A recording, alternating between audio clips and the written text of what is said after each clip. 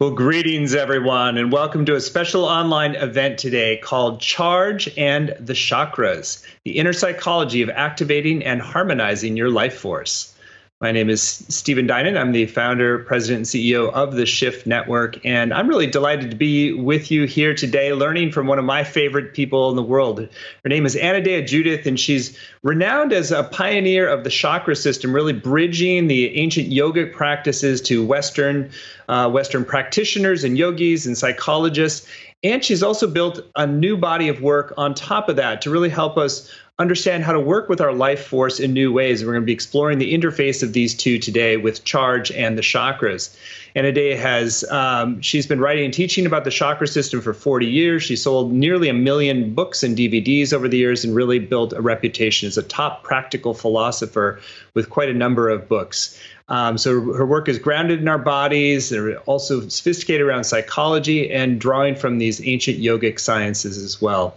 So with that, welcome, Anodea. Thank you, Stephen. Always good to be with you. Great. And you're very colorful today, embodying the many chakras as well. That's what I figured I would do. That was the mood I was in. Embody the charge. Woo.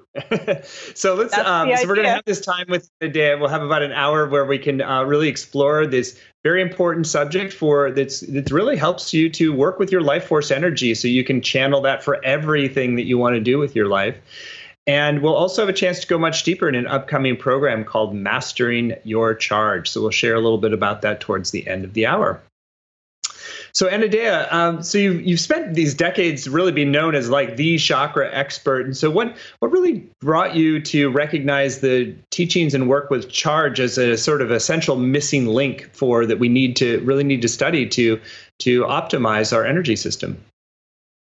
Well, in my 40 years of teaching workshops and working with clients and their issues, and the questions I get from students and the things that clients bring up, I realized that the answers have all been around energy, that's really what they want to know. Why do I get all this stuck feeling in my throat chakra? Why do I get these stomach aches? Why can't I think straight when I get activated? All the things were really about understanding energy. And I realized that people didn't have a language to talk about the psychology of their energy. They didn't have a way to say, oh, my charge is up right now, or they didn't have the nuances of understanding or even meeting their own charge. So more and more I realized this is what we're talking about here. This is what energizes the chakras. This is what's behind our emotions, our thoughts, our behaviors. We have to have a way to understand this so that people can understand their own charge, their own life force, and understand each other's and work with that. Well, let's dive right in. So maybe just say a little bit more about what you mean by charge. What is charge actually? Well, it's the same thing that yogis call prana, or Oriental medicine calls chi or ki. Freud called it libido. Wilhelm Reich called it orgone energy. Star Wars calls it the force. They're all describing the same thing. It's the life force energy. But the reason I use charge is it's not esoteric. You can say to a little kid, oh, you're really charged up about that, aren't you? And they understand what you're saying.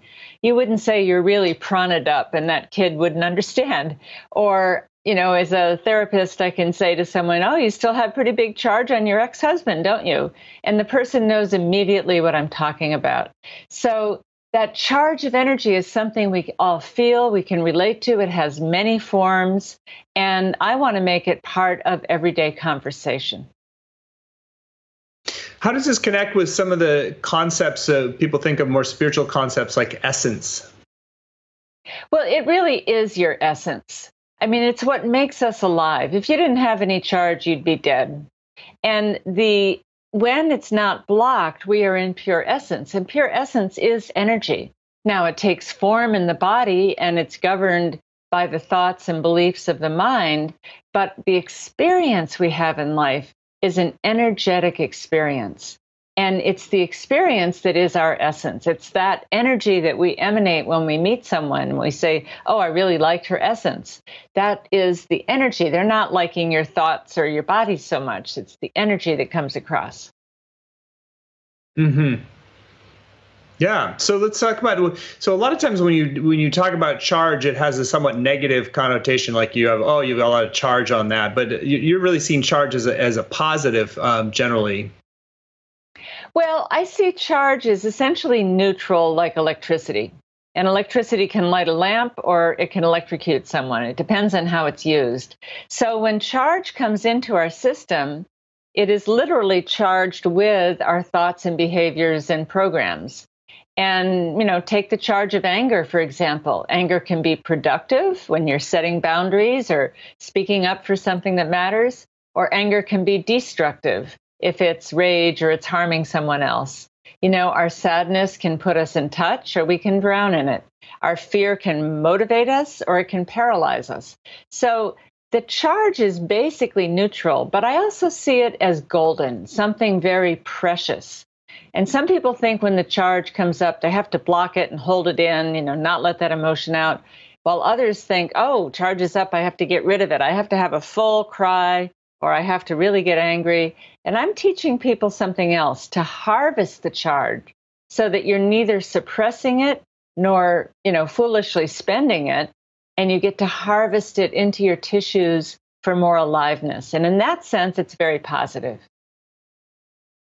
So also what I'm hearing, there's sort of like more of an optimal charge in certain ways too. It's like if you have too much, you can get overwhelmed. And if you don't have enough, then you don't have the mojo to do things. Exactly. So people that experience anxiety are experiencing in some ways too much charge. Now, if I'm saying, oh, it's golden and we want to harvest it into our tissues, how can we have too much? It's too much when the body is blocked. Then there isn't room for it. So the charge is rushing through a very constricted area and it feels very shaky, like going through whitewater in a river. So when we're constricted, the charge can feel like anxiety, can feel like too much. We become more comfortable when we discharge some of that and bring the charge level down. But if we dissolve the blocks, then we get to harvest that charge into our tissues. Then we can have a lot of energy without feeling anxious. Then depression. Say a little more about that. So, yeah, go ahead. I say energy blocks is something you hear a lot about. So, and how does that relate to the charge? So it's like that. It's like a constriction in your energetic field. Yeah, and even in your muscles. So here's a very common thing that I see all the time. Someone will start to talk about something that's a charged issue, and all of a sudden their chest gets tight, their voice gets tight, they can hardly get their words out. And I can see the muscles tighten right in front of me.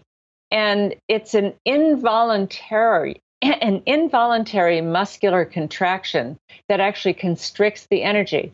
And probably that person learned once upon a time it wasn't safe to open your mouth, or they don't trust that this vulnerable thing they're going to say is going to be heard. There's some kind of, conditioning that happens, but it happens beyond our conscious control. And you can, through these techniques, become conscious of it and actually gain conscious control over it. But first, we have to become aware of it. Mm-hmm. And so how does this all connect up with the chakras? So you're talking, so do you need to become aware of the charge and the chakras at the same time, or just say a little bit more about that? Well, you can become, anybody, whether they even have ever heard the word chakra or not, they can become aware of their charge. If a client is talking to me about something, they say, well, I don't know if this is a problem or not. I'll say, well, do you feel a charge when you talk about it? I don't have to use the word chakra. I don't even have to put it in a particular chakra. Just, do they feel a charge in their body when they talk about this old trauma or this old issue or not? If they still have charge on it, there's probably some work to do. As far as it being in the chakras, well, the chakras are a system, a very profound, comprehensive system for handling charge at different levels of human existence, handling charge of our communication, handling charge of our emotions, handling the charge of our sexuality, handling the charge of our survival or our power. All of these things, each one of the chakras handles charge in a slightly different way and has a different purpose. So you might even think that the chakras are the organs of the energy body, just like the heart and stomach and liver are organs of the physical body. The chakras are the organs of the energy body. Nice. That makes a lot of sense. So we wanted to be very practice centric today. So let's go to our first practice. I think you were going to do a breathing technique with us first to work with charge. Yeah, well, I love this because it's so deceptively simple. Air brings more charge into the body. So all day long, we're charging a little bit with each breath in, and we're discharging a little bit with each breath out. If you really are tense, you go, and you take a nice long breath out, and you're discharging. So if you let's say you want more energy, we can all try this right now. Just keep inhaling with very tiny little exhales until there's no more room for air, like this.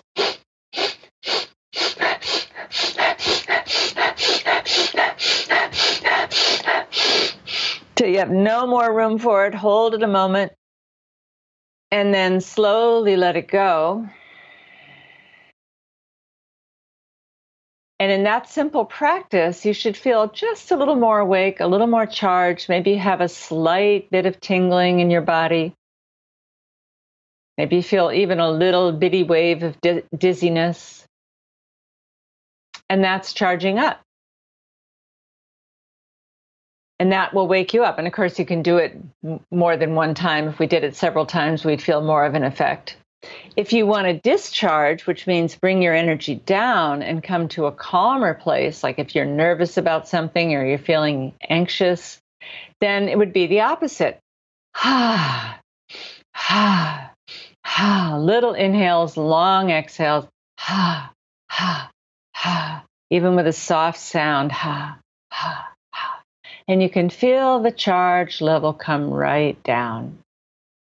So these are really simple practices you can do in a matter of seconds. You just step into the bathroom for a moment and charge yourself up or calm yourself down. And it's a way to start to gain control of your charge. So it's sort of like the inhale's almost like the accelerator and the exhale's like the brake. And so you're exaggerating the brake when you want to discharge and calm yourself down. That's a great way to put it, Stephen. I'm going to steal that. Well, that's great. Well, so how would this apply with emotions too? So there's like, that's a kind of basic energy. And so you said anxiety. So, how much you use that breathing technique when you have different emotions that are stirred up? Well, emotions are the easiest way to understand charge, because we have an emotional charge. We get a shot of fear that goes through us and everything tenses up. We get a shot of anger and we feel like we're on fire and we want to do something. So emotions have a charge, and the strength of the emotion is equal to the strength of the charge. So, being irritated is like a mild charge on something. Being annoyed or slightly angry is a little more charge. Being enraged is a really big charge. So, some people need a little more need to allow a little more charge into their emotions so that they feel deeply. Others are overcharged emotionally and they're dumping it on other people, or they don't know quite how to handle it when they get triggered.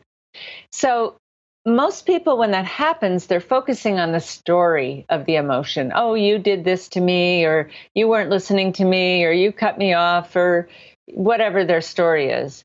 And instead, I encourage people to stop and say, oh, I've got a big charge on this right now. Let me go inside and feel exactly what that charge is doing. Where is it going in my body? What chakra is it going to? Oh, it's coming up into my throat. Well, what do I want to say? Or it's coming into my belly. What do I want to do? Or it's coming into my head and I'm trying to sort through all my thoughts. So a way to begin tracking your own charge and taking your mind off the circumstance and looking at the charge and then saying, well, where am I blocking it? Oh, it's trying to come into my throat. And I'm, constricting my muscles in my shoulders. Well, what can I do to unblock that and just allow the charge to be delivered into my body? When the charge is evened out by harvesting it in your body or allowing it to move through the blocks, then you can go back to the issue, the disagreement with someone, and you don't have this excess charge in the way. So, oh, now I can talk to you about this and that. And I don't have the charge of everything from my childhood, coming out and dumping itself on you. That's great. That makes a lot of sense. So let's talk a little bit more about the avoidance of and so when we have patterns where we tend to avoid a certain emotion or experience, how that can actually impede charge and create blocks. Well, I talk about the chakras as being excessive or deficient, meaning they have too much charge or they don't have enough. And a deficient chakra is the result of an avoidance strategy. So if you say, oh, I don't want to feel my feelings, there's too many funky things down there, I'm just going to close off that chakra and go live in my head, for example, then that chakra becomes deficient. And after a while, it's a block. The energy can't get through the whole body. I mean, in the chakra system, we want a free flow of energy all the way up and all the way down.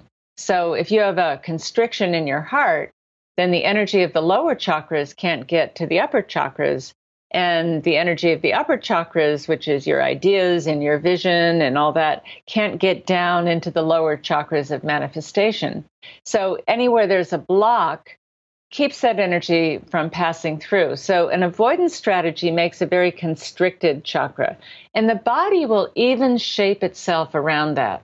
So when people are deficient first chakra, you see it in the legs. They have really skinny legs and maybe tall and thin, or even a bigger upper body, but they can't ground through their legs because they don't have enough room in there.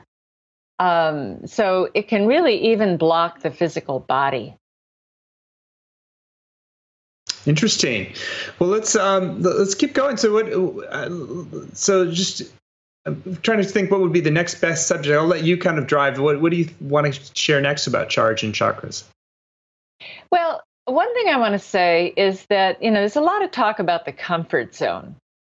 People don't like to be out of their comfort zone, and yet their comfort zone can be very narrow. It can keep them from a lot of experiences. And you hear it all the time. People say to me, as a public speaker, oh, I could never get up in front of a crowd and speak. I would be so uncomfortable. Or I could never dance in front of people, or I could never confront somebody, or whatever. And what they're really saying is the level of charge that would go through my body in that would be more than I can handle. Because when charge pushes up against a block, it's very uncomfortable in that moment. The charge wants to go free. And of course, you'd think, yeah, we want to move our blocks. Why is that a problem? Well, the blocks were put there once upon a time for a very good reason, and the unconscious wants to hold on to them. The unconscious says, oh, you're not safe if you open your mouth, or you're not safe if you open your heart or take a risk. And those blocks are very strong. So there's a little battle inside between the charge and the block. So I don't find it as useful to bring somebody over the edge of their comfort zone. That just makes them more uncomfortable, makes more charge come up than they can handle. But I have a way of expanding the comfort zone. So it's not narrow anymore, that they can expand that edge by dissolving the block, by working with the breath, by tapping certain points. I mean, there's a lot of techniques for expanding it.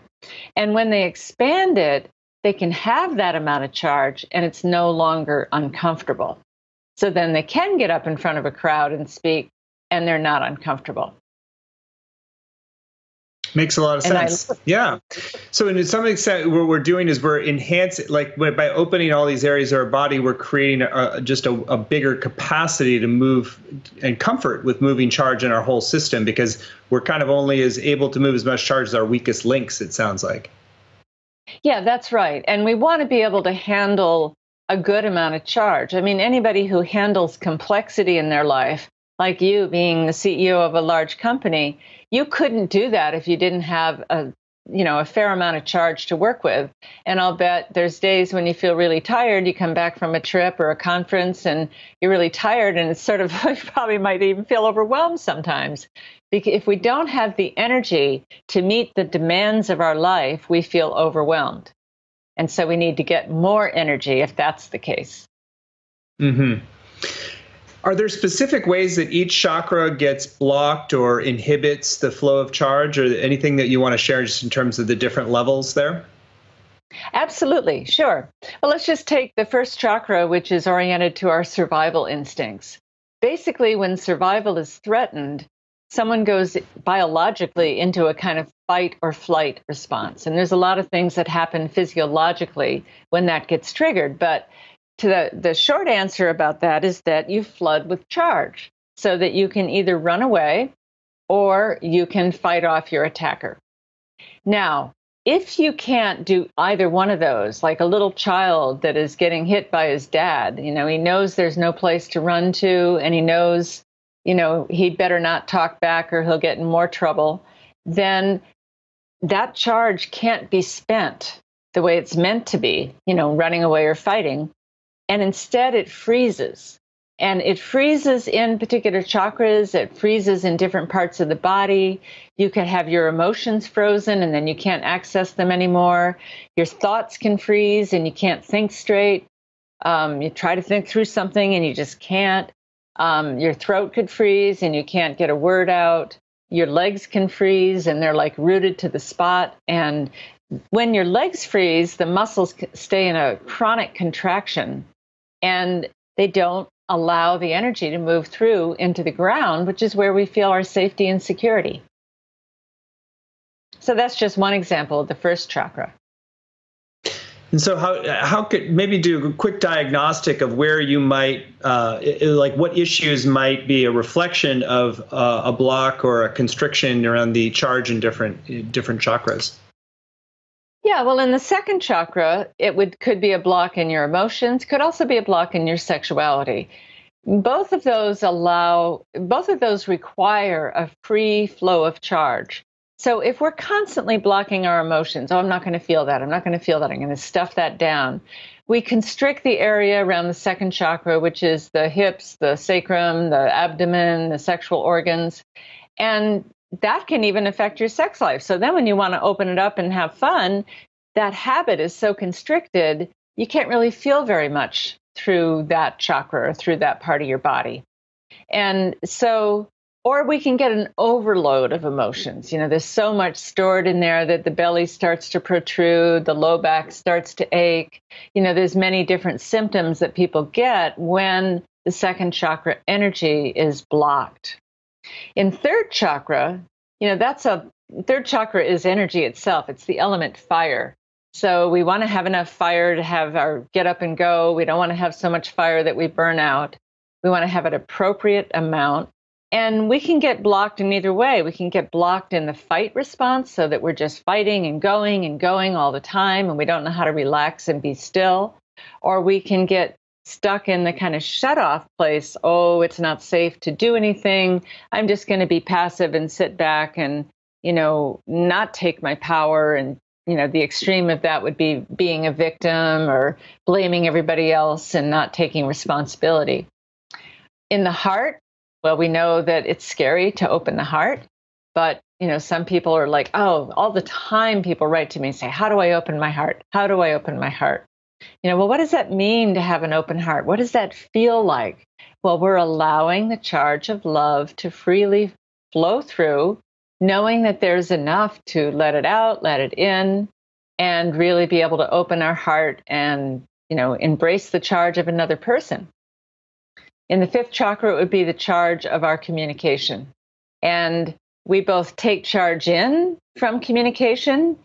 Someone could say something to me that triggers me, and suddenly my charge is off and running.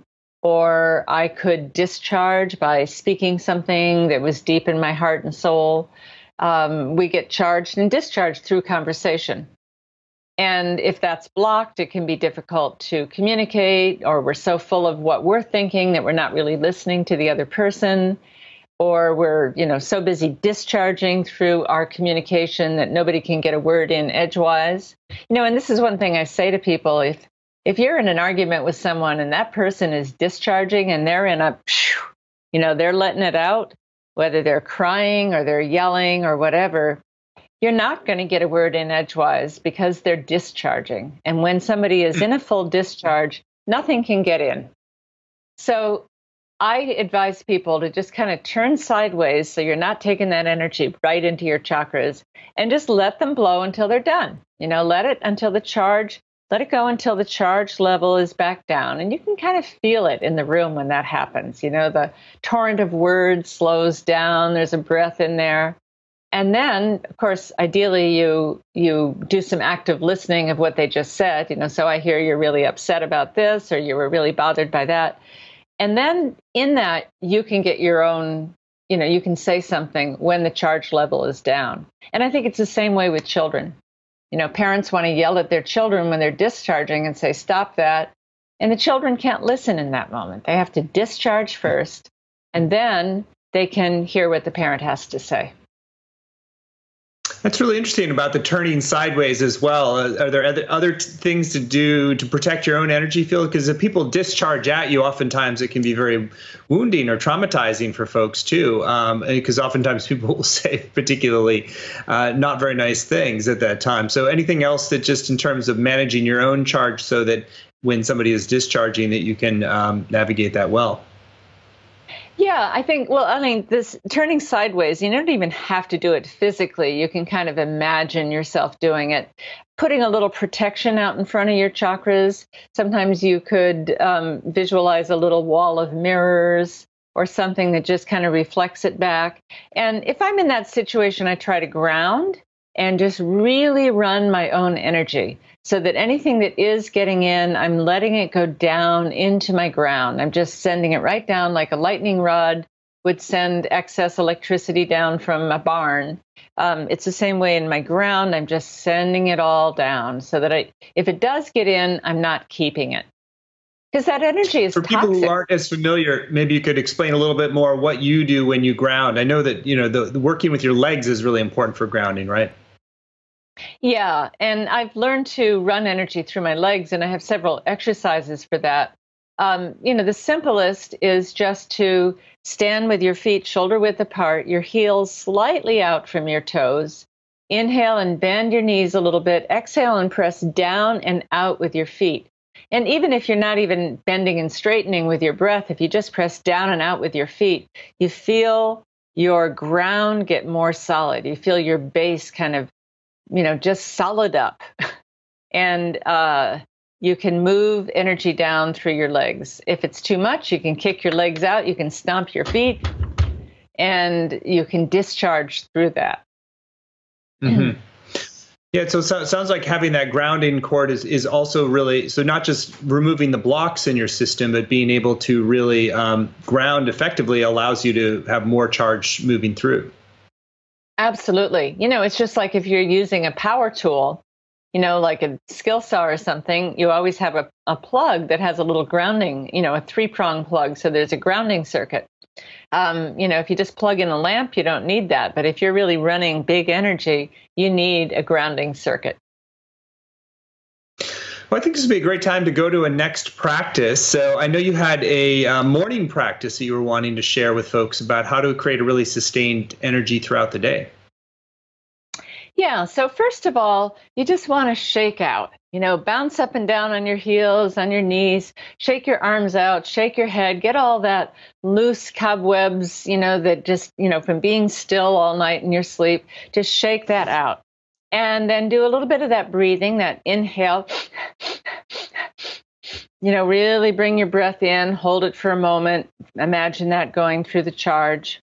I like to use Donna Eden's 4 thumps, which is thumping right here under the eye, directly under the pupil of the eye on the cheekbone, then just inside the collarbone here, then over the sternum, and just underneath here, underneath the bra line. And that starts to bring your energy up. And she follows that with a cross crawl where you take your right hand to your left knee, your left hand to your right knee, and you do that a few times. That unscrambles the left and right hemisphere of your brain and puts you more in your body. And those are just quick little tune-ups you can do. In the course, I'll share 7 breathing exercises for each chakra that are energizing. And, the one for the heart chakra, for example, is just to bring your hands up to your shoulders like this. Inhale to one side, exhale through the mouth to the other, and back and forth, just twisting. And what that does is it loosens your upper chest. You take your head around with you. I'm in a chair. Usually I do this sitting cross-legged on the floor. And then you can just take your hands down and you can feel your hands and your arms are full of energy. It's like there's a breeze that got opened up in your heart chakra and you can feel it flowing through your torso.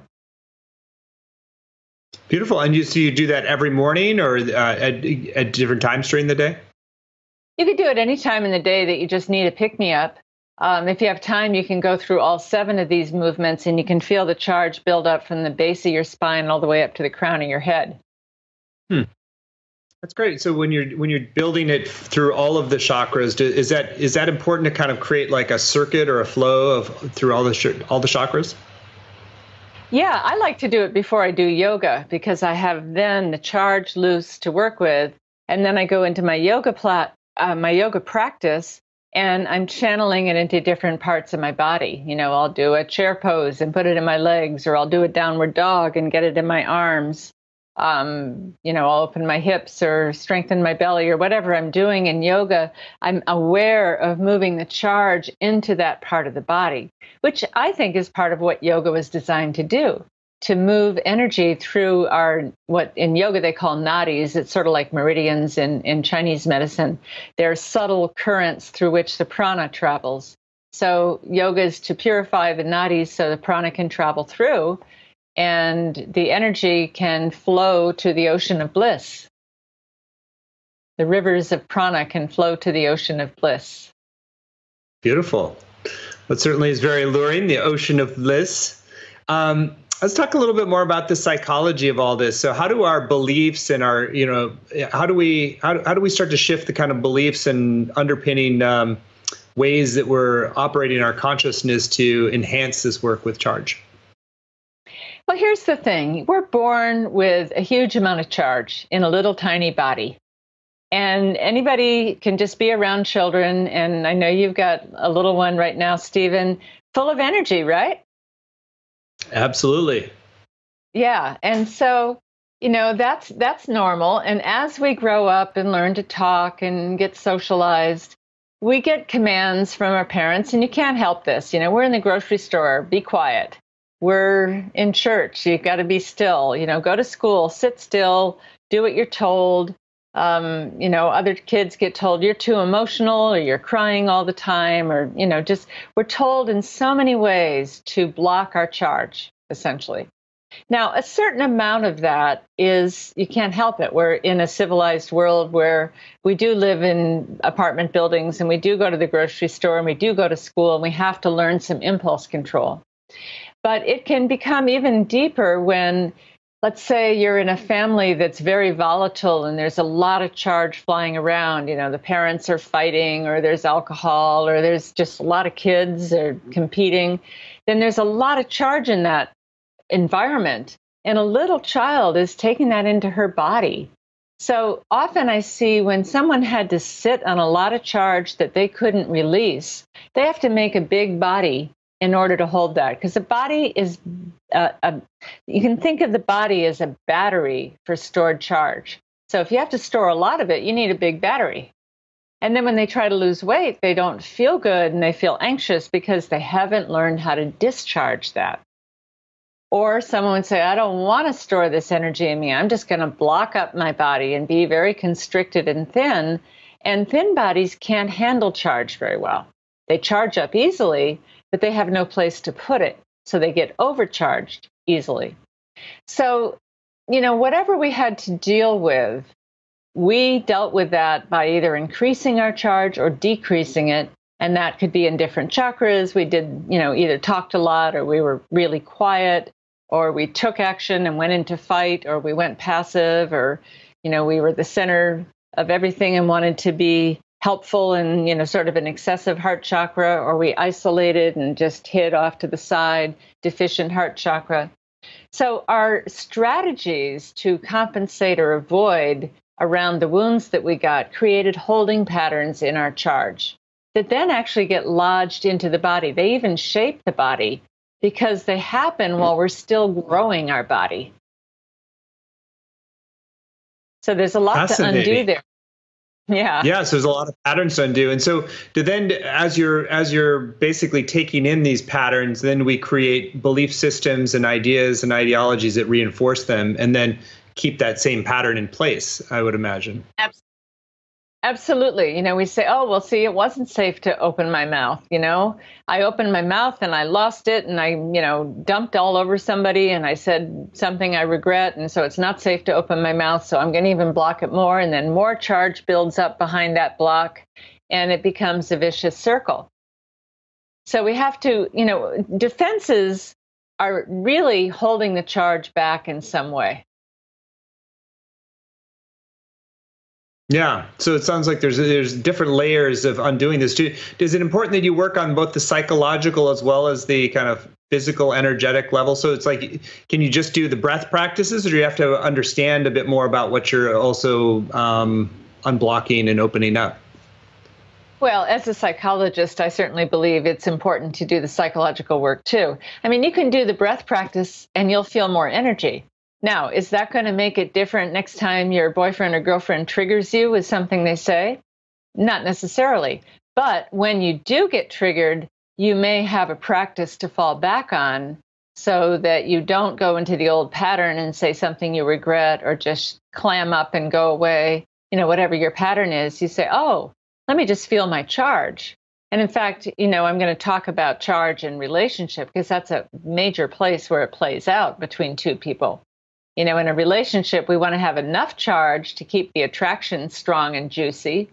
And sometimes there's too much charge and people really trigger each other and they're, all of a sudden they're angry and they get into these patterns where they go over and over again the same pattern because they don't know how to unlock their charge. They don't know how to harvest the charge that is getting triggered by someone else.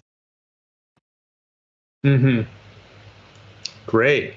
Another thing that's kind of coming up as you're speaking is just share, since you've done a fair amount of work with people who have specific traumas. So how does the charge work in terms of you have like a real trauma that you're working to unwind as well, like maybe a little bit more significant than a typical block?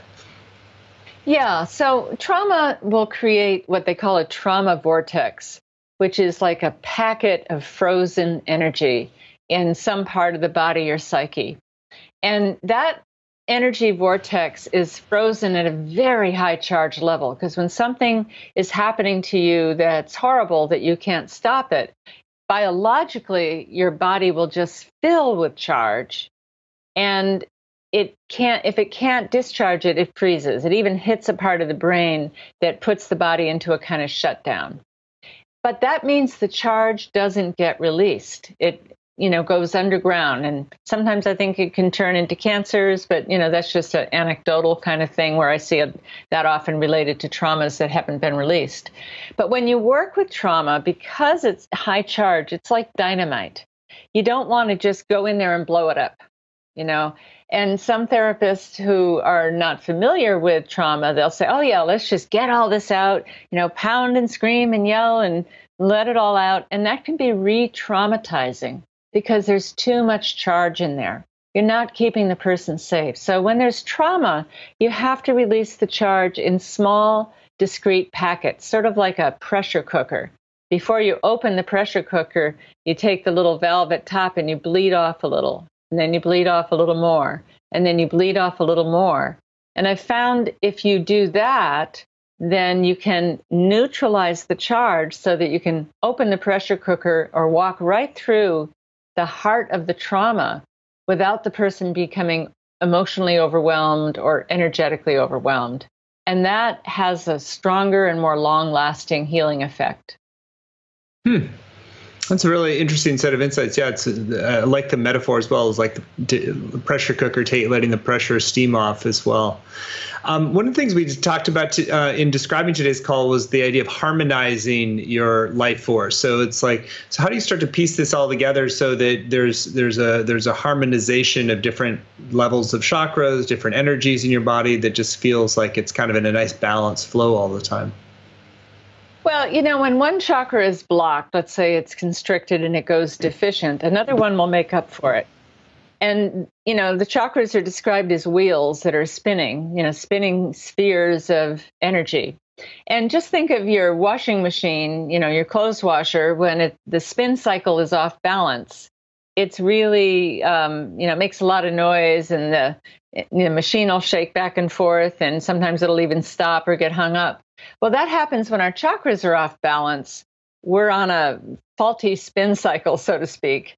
And as we move the blocks and we open the different chakras and balance them with each other, we come into a nice flow of charge that's even, that's sweet, that is juicy, but it's not, it just flows evenly because it's not running into blocks.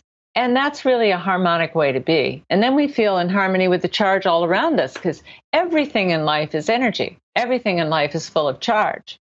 So if we're in harmony on the inside, we don't have to defend against the outside so much.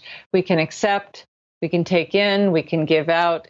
That door between charging and discharging is open. And that's open, we can even out. That's great. Well, we've mentioned several times throughout the call just how important this work is for understanding how to navigate relationships. And I wonder if you want to share anything more about specific tools or anything that you can resource yourself with as you hit those inevitable points in relationship where there's an overcharge and people get really polarized around something. Well, I think we've all been there. And inevitably, and also as a therapist, when somebody would come in and say, oh, I just met the perfect person and I got so much charge, I can't stop thinking about them. I go, you're meeting the perfect person who will charge you later on the things that you need to bring up and heal. So, the first thing, instead of blaming our partner for doing that, is we need to thank them. Okay, you're bringing up charge in me. There must be something for me to harvest here. There must be something for me to heal in myself. And, instead of trying to make you stop, just say, let me take a little time out. Let me take 5 or 10 minutes and go out and walk outside and just feel what's going on in me, feel what it might be related to, feel what my needs are, feel what my fears are, feel what I'm not saying or what I'm afraid the other person is doing or saying. And then when you've kind of processed some of that, come back and speak from that place. And in my charge book, I also have, the whole setup for that, the different steps of the things you look at. But you don't want to block it. And, if you say to your partner, just shut up, I don't want to hear that, stop it right there, then you're not harvesting that charge. And after a while, you create distance in your relationship and the charge of attraction goes down. So we know in long-term relationships, we want to keep up that juiciness of, having some charge of attraction without getting caught in those traps.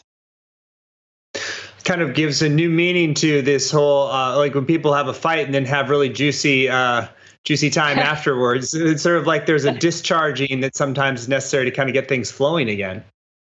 Yeah. And I talk about the charge-discharge cycle, where you have a stimulus that gets you charged, and then as you engage with it, you get more charge. Then you get to a place of discharge, and then you slide back down into relaxation, and how important that cycle is.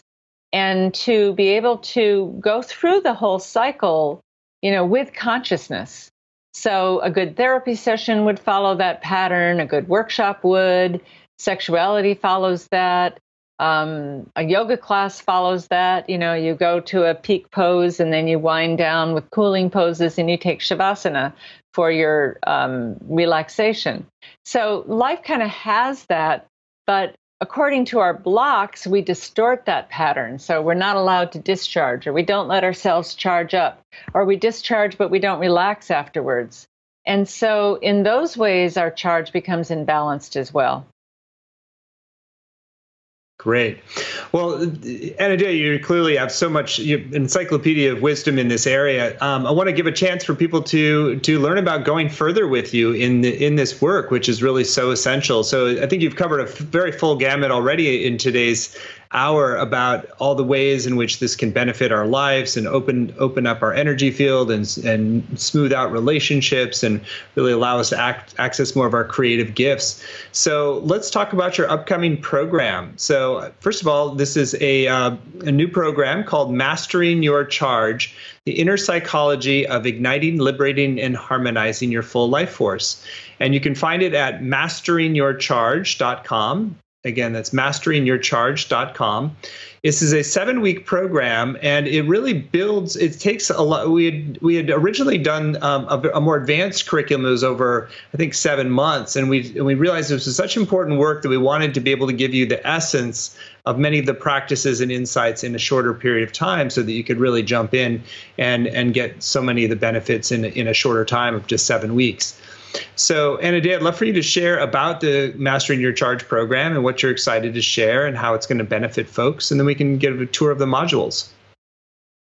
Well, once you take this, charge will be a central part of your vocabulary. You'll see it, you'll understand it, you'll see it want to tell everybody, oh, that's your charge. It's just a new way to look at life. So the first module is on discovering the nature of your charge. Before we can become masters at it, we have to learn, what do I mean by charge? What does it look like? What does it feel like? How do you track it in yourself? How do you track it in someone else? And then looking at the roots of our patterns. What different kinds of holding patterns are there for charge? Some people hold it in their head, and some people hold it in their body, and some people hold it between their shoulder blades. And what are the patterns? How to track your charge through the day, how to track your charge when you're triggered, if you're a therapist or you work with people, how to track charge in your clients. It's really useful for, doing therapy or healing work. And then step 4, we'll learn how to move the blockages. I talked about how blockages constrict the charge and make us very uncomfortable. So by clearing the blockages, we expand our comfort zone. So we're going to learn all about that, and even more about trauma and what happens in trauma and how to release that slowly. Step 5 will be finding balance and learning to self-regulate your charge. What are the things we can do to self-soothe? To tap is one of the techniques, to use breath work, to use postures. What can we do to balance our charge and self-regulate? Because that's ultimately what we need to learn to do to master it. And then techniques for recharging your energy throughout the day, better than coffee. And then step 7, after we learn all these techniques and tools, we're going to look at it in the juicy area of relationship. Great. Well, when you're saying steps, really these are modules of understanding. But we've kind of laid them out in this way because each one builds on the last. And it really is a step-by-step program to become masterful with your charge. And so that's why we've labeled it that way. So you can go to the page at masteringyourcharge.com, and you're going to see a lot more detail in each of the modules. And I'll say a little bit on the high level. So first of all, there's no prerequisites for this class. So if you've been on a path of growth and development, if you've been practicing yoga or not, if you've really been delving into your deeper psychology or recognizing that you're just kind of have low energy and you're trying to figure out why, those are all very valid reasons to embark on this program, and there's no prerequisites to do so. So it's going to be a live stream program, so you can get to engage Anodea's teaching and question and answer in a live fashion, which adds a certain juiciness and charge to the whole community that gets created. We're also going to have an online community that allows you to engage between classes and ask questions of Anodea and really continue to deepen the practices that you're doing each week. So you get not only all the live classes, you get recordings of each class, you get audio and video and transcripts of each, and we've got a number of great bonuses to go with the program as well. So I'll just give a quick rundown. There's more detail on the page about these, which you can find at masteringyourcharge.com. So we have a video meditation with Anodea called Charging Up Your Chakras, a standing meditation practice. Anodea, you want to share about that video? Yeah, this is just understanding, it's just like a little 12-minute meditation you can do to bring energy through each chakra and understand how to gear up for your day with that. how the charge happens in that chakra, but it's from a more meditative point of view than a, didactic. So you can just kind of experience and welcome the charge into each one of your chakras. But it's standing, so there's little movements you do with it. Great. And then we have a bonus with Anodea and Stephen Kessler called From Pattern to Presence. We also have one with Margot Anand called Charge and Tantra. This is definitely, I think, a very exciting area to explore. Margot Anand, one of the foremost world experts on Tantra, which really overlaps a lot with work with yogic energy and charge in the body and chakras. So you want to share a little bit more about how charge and Tantra can work together? Well, that's what Tantra works with, is the charge between the two people and how to use breath and practices to build up that charge so you have a more juicy exchange. And you also, Tantra is about, at least sexual Tantra itself is a much bigger category, but it's about raising the energy and using the body for liberation by generating more charge so that it rises up the spine and goes to the crown chakra. So it goes very well with chakras. Fantastic. We also have a PowerPoint presentation from Anodea called Charge, the Inner Psychology of Your Life Force. Kind of a nice distillate there. Again, lots of different ways to learn this material and apply it. And we have a video from Anodea that's also charge exercises demonstration. So this really complements the core practices and teachings she's going to be sharing and allows you to see them in a full embodied motion in a deeper way. And I should also mention we have an extra bonus meditation that is available until midnight tonight. So this always helps us plan for the course. It also helps you to begin your journey earlier. And so we like to give you a little encouragement to go to the page at masteringyourcharge.com today and make your decision. Tune in if you're getting a little bit of a rush of excitement or charge in your body about opening this up and exploring this and harvesting the benefits, then you get extra bonus when you do so today. So that bonus is called Opening the Inner Temple. It's an audio meditation with Anodea for an extended deep journey through each chakra from the bottom up. You want to share a little bit more about that special bonus what they get when they sign up today? Yeah, this was recorded in studio with Gary Malkin playing piano live as we recorded it. It's a beautiful 30-minute meditation to take you really deep into, I talk about the chakras as chambers in the temple of the body. So we want to open those chambers and actually get in there. And each one is a chamber designed to handle a different kind of energy or charge. So opening the inner temple is just like a beautiful 30-minute meditation to take you deeply into the core of your own body. Beautiful. Well, it's a great extra bonus when you sign up by midnight tonight. So again, you can get more details at masteringyourcharge.com. Course starts on November 6th. It's going to run on Tuesdays at 5 Pacific. I always like to say that if you can't make the live time slot, you still can get the full value with the recordings and videos and online group and also the exercises at home. So don't let that be a barrier if you can't make it live. And we've also kept this very accessible, even though there's 5 extra bonuses and the full 7 weeks is just 3 payments of $109 or 1 payment of $297. You save about 10% with paying in full. So there's a lot of benefits for this. This is very much a program that gives you practices that will sustain you and nourish you and open you and heal you over years to come. So it's not just a little flash of inspiration in the moment, but really a toolkit that allows you to work with your charge in a new way, to open, to clear, to heal, to rebalance and harmonize, and all of those things which are really at the root of being able to show up fully as you are, authentic and true in relationships and your worldly work, and also just be able to sustain yourself and feel great about your life. So there's a lot of benefits from doing this program, and it's going to be very experiential, very practical, and also you'll get some interesting, cool, more advanced insights as well. So Anodea, anything that remains on your heart that you want to share with folks who are considering joining you for the program? Well, just that charge is golden. Once you really learn to embrace it, you can have boundless energy. People say, how do you do what you do when you're jet lagged and you didn't get in until 5 in the morning and you got to teach for 4 days? And it was just, I know how to keep my charge pretty even. And Not that I don't get tired, I come home and I'm tired and I rest, but then it comes back up again. So just, once you understand this, you have a whole new thing to harvest in your life that is just as powerful as gold. Beautiful.